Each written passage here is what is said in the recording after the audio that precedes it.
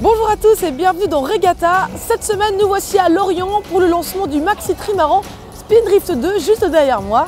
Nous rencontrerons même Donna Bertarelli pour une interview exclusive. Ensuite, on discutera RC44, America's Cup et tentative de record. Allez, go!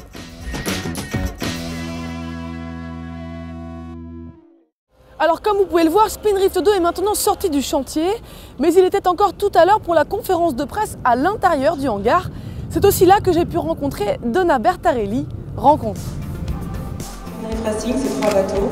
Le catamaran D35 Lady Cat, le trimaran Mode 70 Spindrift et le plus grand trimaran de course au monde, le Maxi Spindrift 2. Et rappelons-le, qui détient 9 records du monde, dont le prestigieux trophée Jules Verne. Donna Bertarelli et Yann Guichard ont présenté mardi matin à Lorient les nouvelles couleurs de leur maxi trimaran Spindrift 2, dernière recrue de l'écurie Spindrift Racing. Alors du coup pour l'occasion, il y avait Spindrift écrit partout, on ne pouvait pas se tromper. C'est à bord de sa nouvelle monture que j'ai pu interviewer Donna Bertarelli, co-skipper avec Yann du plus grand trimaran au monde. On va s'attaquer aux records les plus connus, comme le record de l'Atlantique Nord ou la route de la découverte ou les records des 24 heures. Pour ensuite, justement, on s'est donné, disons, 3-4 ans pour vraiment bien amener le projet, faire aussi optimiser le bateau pour se relancer sur un trophée Jules Verne. Et il nous faut le temps de pouvoir faire ça, donc ce ne sera pas avant 2015-2016.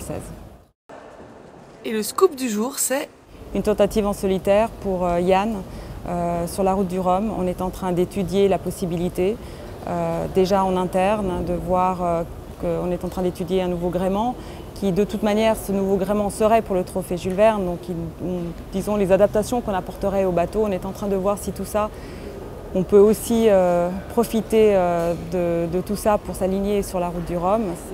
Voilà, donc on va étudier les possibilités et on va décider d'ici la fin de l'année si c'est possible ou pas. Mise à l'eau prévue le 9 juillet pour pouvoir participer à sa première course, la Rolex Fastnet Race, le 11 août prochain.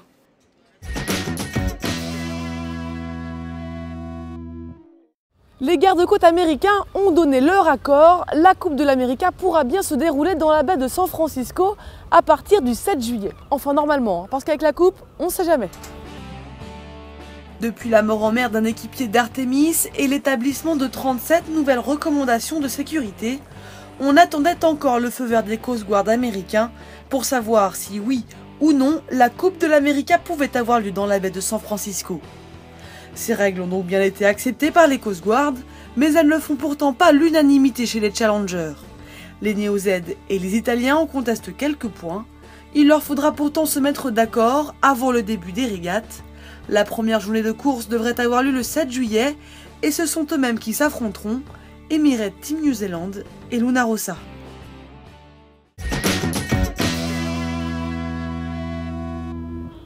Et maintenant, vous allez voir que des monocoques, même sans être en course, trouvent tout de même le moyen de se mesurer.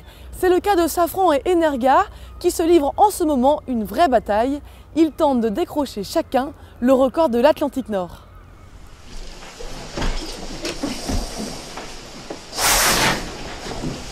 Ils sont partis de New York à 12 minutes d'intervalle pour tenter de battre chacun le record de l'Atlantique Nord. Une tentative qui prend des allures de régate, car tous deux peuvent prétendre à ce record, eux qui comptent à mi-parcours une avance d'environ 110 000 sur le temps du Britannique, Alex Thompson. Au dernier pointage GPS, mardi après-midi, Goutek sur Energa a réussi à passer Marc Guillemot sur Safran, mais les écarts restent faibles. Ils devront franchir la ligne fictive au Cap Lizard avant le 6 juillet à 22h27 pour Marco et 22h39 pour Goutek.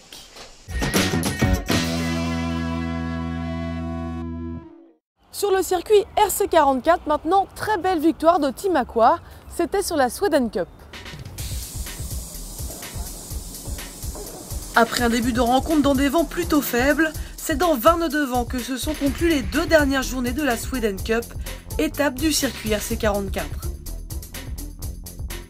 Déjà en très bonne position dès les premières régates, Team Aqua a remporté 2 nouvelles manches lors du dernier jour.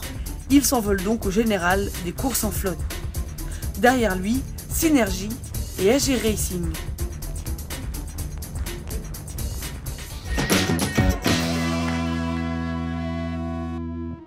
Et voilà, Regatta, c'est fini pour cette semaine. Bon vent. Moi, je vais me rapprocher du cocktail. J'ai vu qu'il y avait des petites choses assez intéressantes. Et abonnez-vous!